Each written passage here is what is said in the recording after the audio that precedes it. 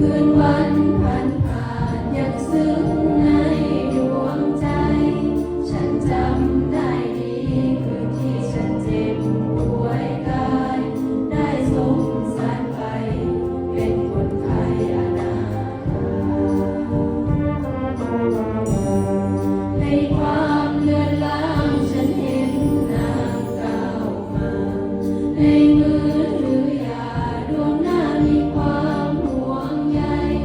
มาจับมาคลำให้รังเกียจกลิ่นไอ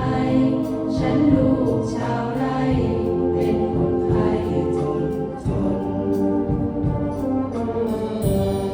ในความมืดมิ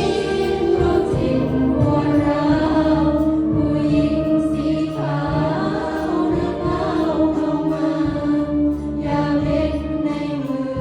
ช่วยบำบัดกายารอยยิ้มเต็มหน้าช่วยรักษาดวงใจเธอคือดอกไม้อยู่ในป่าเฮาเธอคือสีขาวในโลกสีดำเธอคือตัวแทนแห่งเมตตาธรรม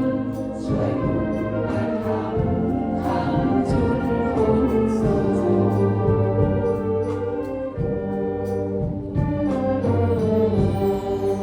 หญิงสีขาวที่ขาวงามน้ำใจโปรดรับดอกไม้จากไร่ใจคนจนรับคำอวยพรที่บ่ซ่อนเล่ห์กลให้เธอสุขล้น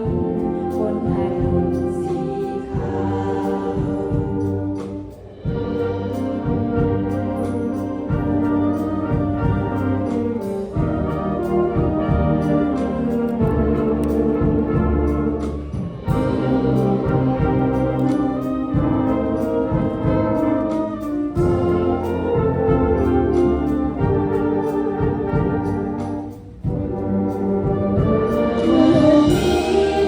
จิตปวดร้าวผู้หญิงสีขา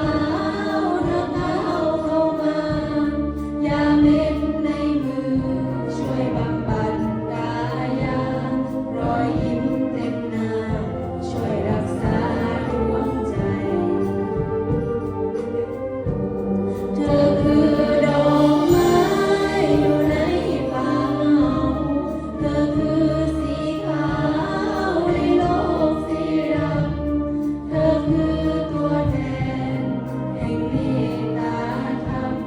ช่วยอุปถัมภ์คำจุนคนโศก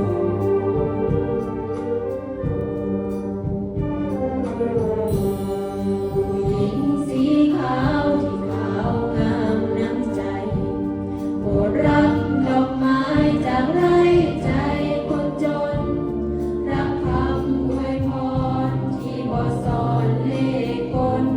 ให้เธอสุขล้นบนถนนสีขาวให้เธอ